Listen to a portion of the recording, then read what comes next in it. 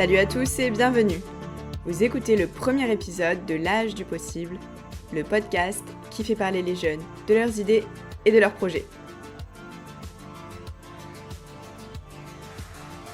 Je suis Clara Grouzis et aujourd'hui je rencontre Clémence Quinonero, fondatrice et présidente de l'association De l'Hérault aux grandes écoles. Cette association, qu'elle a fondée en 2017, vise à combattre l'inégalité d'accès aux études supérieures sélectives. Elle agit dans l'Hérault et fait partie de la Fédération d'associations des territoires aux grandes écoles. Clémence me reçoit chez elle, à Paris, dans le quartier de Tolbiac, pour me raconter son parcours, ses idées et son projet. Pour me soutenir, pensez à vous abonner et à me suivre sur Instagram et sur Facebook. Belle écoute!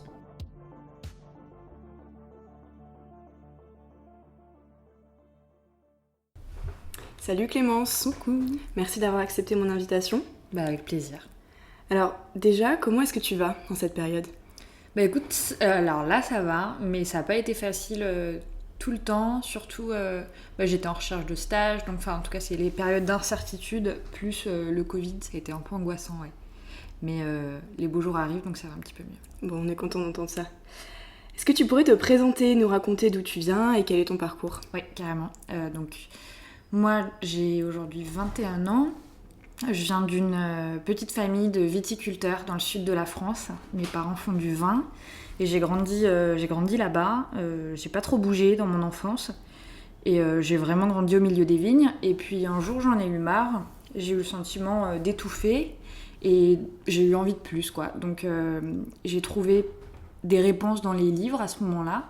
J'ai découvert La place d'Annie Ernaux quand j'étais en 3e grâce à une prof de français et ça a un petit peu changé ma vie. Je me suis vachement retrouvée dans le personnage et je me suis dit si elle y est arrivée, moi aussi je peux faire des choses.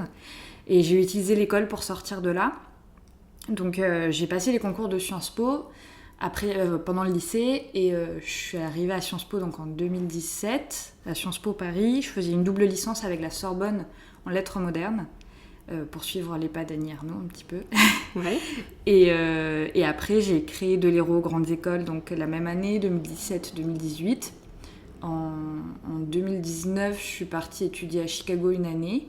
Mm-hmm. Et cette année, là, je suis en train de finir mon Master 1, à Sciences Po Paris toujours, en communication et en marketing.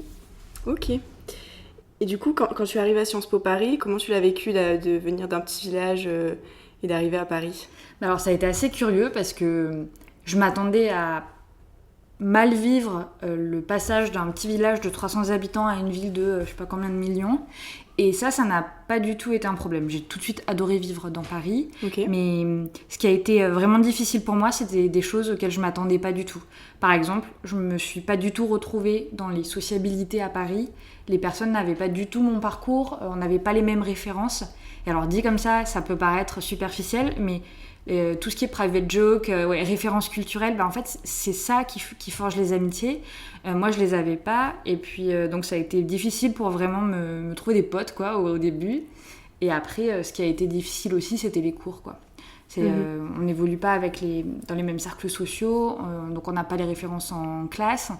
On a des mauvaises notes souvent parce que aussi on vient d'un lycée où on ne nous prépare pas à ce niveau d'exigence et à cette méthodologie et à ces attentes, cette façon de penser. Donc ça n'a pas été facile et j'ai mis bien 1 an et demi à m'y faire quoi. Et c'est aussi pour ça que tu as créé, donc tu nous disais en 2017-2018, l'association De l'Hérault aux grandes écoles. Oui, totalement. Donc est-ce que tu peux nous expliquer un peu plus précisément l'idée ou les idées à l'origine de cette association ? C'est assez égocentré mais c'était moi quoi. Parce que quand j'ai eu beaucoup de mal à m'intégrer à Sciences Po, je me suis tout de suite dit « j'ai pas ma place ici, c'est pas pour moi, ils se sont trompés ». Parce qu'en plus, j'avais pas passé les écrits, moi je suis passée sur dossier. Sauf que bon... T'avais passé l'oral quand même ? Ouais, j'avais passé l'oral. Mais tu vois, quand tu passes des écrits, le jury étudie un texte, des compétences qui sont vraiment écrites, c'est tangible quoi. À l'oral, je peux les berner avec mon joli sourire et mes rires avec l'accent du Sud, tu vois. Et donc, je me sentais vraiment pas à ma place et j'avais l'impression d'avoir niqué le système, tu vois. Et sauf que, ça faisait 3 ans que je bossais dessus, donc je me suis dit, même si je suis pas à ma place, c'est pas grave, moi je veux mon diplôme. Donc, j'y suis restée, Mais là où j'ai été vraiment en colère, et c'est vrai, l'asso est née en fait de ce sentiment de colère, c'est que personne ne m'en avait parlé de ça. J'ai vécu dans l'ignorance totale de ce qui m'attendait. Au lycée, on ne nous a jamais dit faites attention, là où vous êtes aujourd'hui, vous évoluez avec les mêmes personnes, vous avez l'impression que c'est ça la vie, que tout le monde est comme vous, mais en fait, il y a des personnes dans d'autres villes qui, dès la maternelle, vont au musée, dont les parents sont lettrés, avec qui ils discutent politique, avec qui ils discutent culture. Enfin, c'est des personnes, on part clairement pas sur la même ligne de départ dans la vie, ça c'est certain. Et moi, en fait, j'avais cette foi, mais inconditionnelle en la méritocratie. Parce que comme je te disais, c'est grâce à l'école, en fait, que je m'en suis sortie, que j'ai fait ce que j'avais envie de faire.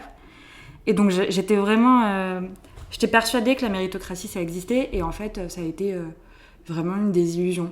Et je me suis dit, j'ai envie d'aller voir les jeunes dans l'Hérault, le département où je viens, et de les mettre au courant, en fait. Au début, c'était vraiment la volonté de tenir les gens au courant de ce qui les attendait. C'est né de ça. Ok. Et donc, comment est-ce que tu t'y es prise pour monter le projet ? Est-ce que tu as été aidée par d'autres jeunes, par ton entourage peut-être ? Est-ce que tu as bénéficié de financements particuliers ? Ouais, alors, au départ, moi, mon projet, c'était même pas de créer une asso. Je voulais vraiment rejoindre une asso. Ou alors, j'avais une idée qui était de créer des sortes de bourses pour des lycéens qui voudraient monter des projets culturels au sein de leur lycée. Parce que j'ai compris très tôt que la culture avait vraiment une place prépondérante, immense dans l'émancipation par l'école et par la réussite scolaire. Au début, je voulais faire ça. Et puis, je suis tombée sur un article du Monde qui parlait de la Fédération nationale des territoires aux grandes écoles. Et je me suis vachement retrouvée dans leurs discours et leurs valeurs. Donc, j'ai contacté Vicente Etxezarreta, pardon pour la prononciation Vicente, qui est le ancien président des territoires aux grandes écoles. Et je lui ai dit, j'aime beaucoup le projet, est-ce qu'il y a une association qui existe dans l'Hérault ? J'aimerais beaucoup m'investir. Donc, on allait prendre un café à Odéon. Et il m'a dit qu'il n'y avait pas d'asso dans l'Hérault, mais qu'il serait ravi de m'aider à le monter.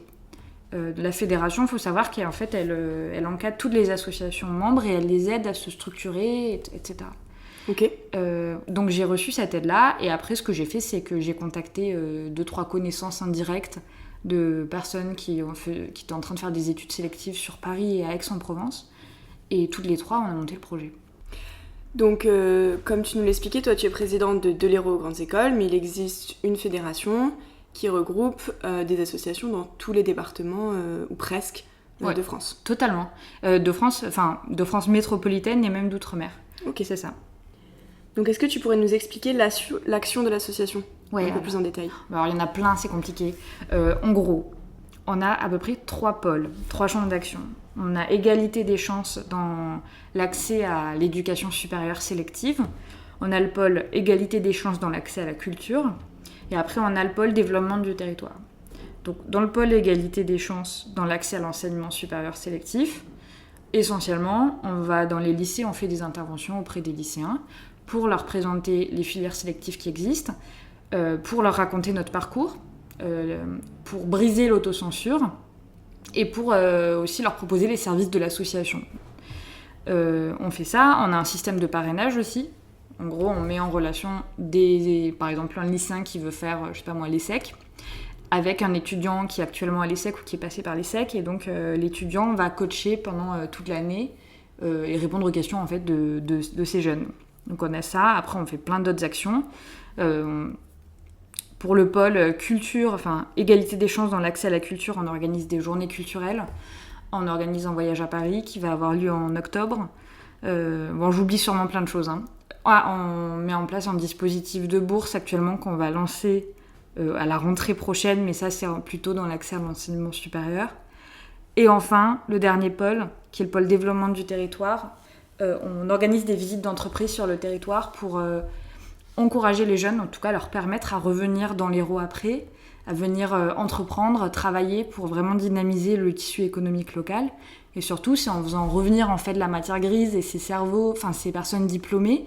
Donc d'une part qu'on va enrichir l'économie, mais aussi qu'on va créer de la proximité entre des personnes diplômées et les jeunes du territoire, donc qui seront vachement plus stimulés en fait, et qui pourront s'identifier à des personnes qui ont des très beaux parcours. Ok, et est-ce que pour organiser toutes ces actions, tu as été rejointe par d'autres jeunes ? Est-ce que c'est facile de fédérer les étudiants autour de cette cause ? Alors aujourd'hui, ça fait 2 ans et demi, je crois, et on est une quarantaine d'adhérents et d'adhérentes. Donc belle progression, je suis bien contente. Mais non, c'est clairement pas facile tous les jours. Il y a beaucoup surtout au début. Le début, c'est vraiment le plus dur.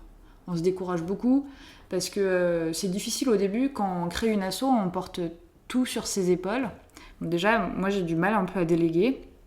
Mais à part ça, c'est dur de demander à des gens qui sont pas payés, qui ne te doivent rien, de s'investir comme toi tu t'investis, parce que toi, t'en as les convictions, que tout le monde n'a pas les mêmes dispos et pas le même niveau d'engagement. Donc ça, c'est dur de trouver des personnes qui sont autant motivées. Mais l'association a quand même évolué dans le bon sens.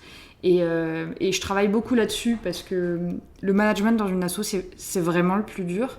Et de donner envie aux personnes de s'investir et de créer un sentiment d'appartenance à une communauté, c'est quelque chose que j'ai envie de créer, en fait. Mais bon, j'y travaille encore. Depuis la création de l'association, est-ce que tu as été confrontée à d'autres difficultés ? Oui. Après, c'est pas des grosses difficultés parce qu'on passe rapidement au-dessus, on a d'autres chats à fouetter, mais bon, d'une part, trouver des financements, c'est jamais facile. Parce que, grosso modo, quand tu cherches des financements pour une asso, tu vas avoir donc les adhésions de tes adhérents, mais nous, c'est 5 € l'adhésion pour des étudiants, donc clairement, on ne devient pas milliardaire avec ça.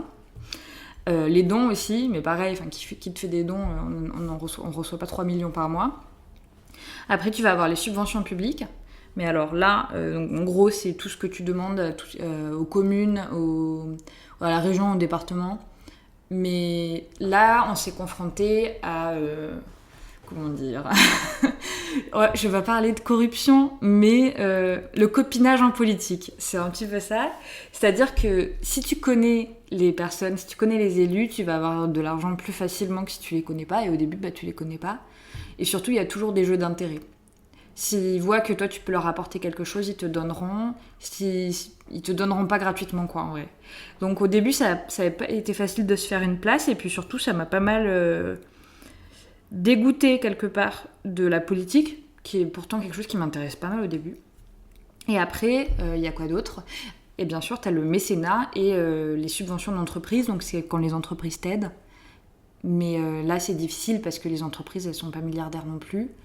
Et elles doivent trouver un intérêt et elles doivent bien te connaître. Donc ça prend des années, ouais. Ça, c'était le plus dur. J'imagine. Donc ça, c'est une petite question que je pose à tous mes invités. En quoi est-ce que l'action de ton association permet de construire le monde de demain ? Comment est-ce que tu qualifierais l'impact de cette action ? Bon, déjà, s'il peut construire le monde d'aujourd'hui, ce serait bien. Déjà, je pense que c'est sensibiliser à ça. Nous, on est allé voir des entrepreneurs dans des clubs d'entreprise et on leur a parlé de l'association. Et une des premières choses qu'ils nous ont dit, c'est qu'ils ne se rendaient pas compte que c'était un problème. Mais alors, ça concerne donc les entrepreneurs, mais en fait, ça concerne tout le monde dans le département parce que, que ce soit les jeunes, les vieux, ils ont tous plus ou moins tout le temps vécu là-bas. Il y en a très peu qui sont partis vraiment pendant longtemps étudier sur Paris ou autre. Et en fait, quand tu vis tout le temps au même endroit, dans ta petite bulle, tu te rends pas compte de ce qui existe autour et donc tu te rends pas compte de ces inégalités-là. Donc ça, pour moi, ça a été vraiment quelque chose dont j'ai été fière d'avoir accompli, c'est que les gens se rendent compte du problème, quoi. Je suppose que le fait de s'investir dans une association avec d'autres jeunes permet aussi de créer du lien entre les membres. Est-ce que tu la ressens, toi, cette émulation entre les membres de l'association ? Alors honnêtement, difficilement, parce que en fait, on n'est pas une asso qui a un local quelque part et on n'est pas basé dans une ville en particulier, puisque on habite tous dans des villes différentes en France et même à l'étranger. Donc, il n'y a pas des liens amicaux, par exemple, qui se forgent très facilement.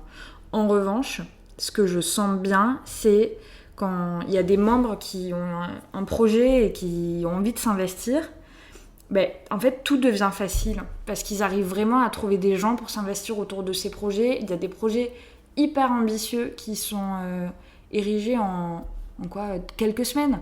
Le voyage à Paris, par exemple, ça s'est fait hyper rapidement. La prépa Sciences Po IEP, on propose une prépa gratuite au concours de Sciences Po Paris et des IEP. Pareil, ça s'est fait en un mois. Il faut savoir qu'une prépa privée, déjà ça coûte à peu près 3 000 € pour, quand t'es lycéen et que tu veux y participer. Et surtout, c'est des grosses structures qui mettent ça en place. Nous, on a réussi à faire ça très rapidement. Donc ouais, en tout cas, l'engagement et la force de l'engagement et des convictions, ça je l'ai bien remarqué. Ouais. Et à toi, ça t'apporte quoi d'avoir créé cette association et de t'y investir ? Difficile à le dire. Moi, j'ai toujours eu besoin de m'investir et d'avoir 1000 choses dans la tête. Et surtout, je me suis engagée dans des études qui sont hyper théoriques. Bon, là, un petit peu moins parce que je suis rentrée en master. Mais les 3 premières années à Sciences Po Paris, c'est l'extension du lycée, tu vois. Tu vois pas le sens de ce que tu fais, quoi. Et j'ai toujours eu envie de trouver un sens à mon existence, quoi. De trouver un sens à ce que je faisais. Et c'est difficile à décrire, tu vois, mais ce sentiment d'utilité, quand quelqu'un te remercie après une intervention, quand tu vois qu'avec la prépa, t'as créé des amitiés, rien que ça, hein, tu vois. Moi, je te parle même pas des admissions à Sciences Po, mais juste d'avoir créé des amitiés et de la solidarité. Quand t'as trouvé un sens à ce que tu faisais, je sais pas, tu peux mourir en paix. Est-ce qu'on peut savoir quels sont les projets à venir au sein de l'association ? Ouais, j'ai pas mal spoilé déjà. Alors, il faut que je structure tout parce qu'on a vraiment 1000 projets. Le grand projet qui arrive, c'est le dispositif de bourse. Donc on va essayer de créer 1 ou 2 bourses, donc qui seront lancées en septembre et donc dont le premier euro sera versé en septembre 2022 à destination de lycéens qui sont talentueux et ambitieux, mais qui ont des moyens financiers limités. Donc ça, c'est le gros projet. On a aussi 2 voyages à Paris qui sont prévus si le Covid le permet. On a des journées culturelles aussi qui sont pareilles si le Covid le permet. Et on va créer, et après on a plein de petits projets annexes, dont l'organisation de rencontres métiers Zoom, parce que le Covid a eu quelques aspects positifs, on s'est rendu compte qu'il y avait des outils qui étaient quand même pas mal, avec des professionnels passionnants auprès des lycéens. Ok, super.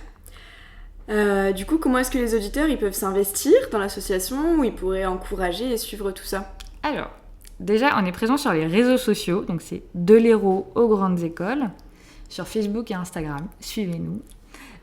Ensuite, si vous venez donc de l'Hérault, vous pouvez nous contacter sur notre site internet delhéraultsausgrandesécoles.com ou par mail hérault@dtge.org.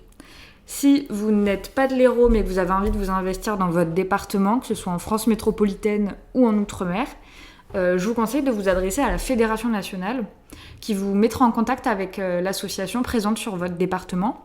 Donc l'association, c'est Des territoires aux grandes écoles. Et pareil, leur site, je crois que c'est dtge.org. Ou en tout cas, tapez Des territoires aux grandes écoles sur Google, promis, vous trouverez. Super. Pour finir, quel serait ton conseil à quelqu'un qui voudrait se lancer, monter une association ou un autre projet ? Alors, pour être pas mal investi dans plusieurs assos, le sentiment au début qui fait peur, c'est que quand tout est à faire, t'as l'impression que ça va te demander des dizaines et même des milliers d'heures d'investissement et t'as l'impression d'avoir une énorme pyramide en face de toi. Il faut y aller petit à petit. Si t'as envie de t'investir, s'il y a un projet qui te tient à cœur, vas-y. Et au pire, si ça marche pas, ça marchera pas. Et si t'as plus envie, tu le feras plus. Mais en fait, c'est en faisant que l'envie vient. Et au final, tu vas effectivement t'investir des dizaines et des dizaines d'heures, mais tu les verras pas passer. Merci beaucoup Clémence pour ton témoignage. Merci d'avoir été avec moi aujourd'hui pour ce premier épisode. On te souhaite le meilleur et j'espère que les auditeurs suivront avec attention les aventures de l'association De l'Hérault aux grandes écoles. Merci Clara. Et voilà, c'est la fin de ce premier épisode avec Clémence Quinonero. Merci d'avoir écouté jusqu'ici, j'espère que ça vous a plu. Pensez à vous abonner sur Spotify, sur Deezer, sur YouTube et à me suivre sur les réseaux sociaux, Facebook et Instagram.